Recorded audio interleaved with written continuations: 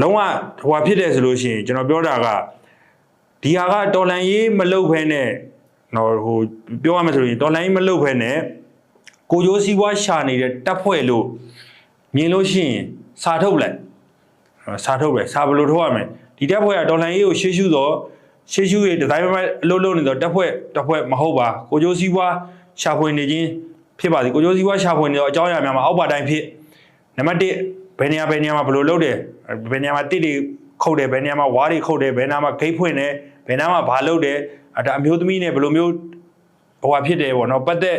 ဆက်ရှက်တယ်ဆက်နွယ်တယ်အပိုက်တွေတန်းစီရေးချပြီးတော့မှအထက်ပါအကြောင်းအများကြောင့်နော်ဒီတပ်ဖွဲ့ကတော်လိုင်းကိုရှေ့ရှုသောတပ်ဖွဲ့မဟုတ်သည့်အတွက် NUG တပ်ဖွဲ့ MOD ရောက်တပ်ဖွဲ့များအနေဖြင့်နော်မြည်သည့်နေရာတွေတွေ့ဆုံနေဖြစ်စေတိုက်ခိုက်သွားမည်ဖြစ်ကြောင်းဆိုတကယ်ဘဝဖြစ်တဲ့သူနေတရားမရှိအောင်လုပ်ပလိုက်ကျွန်တော်ပြောတယ်ကျွန်တော်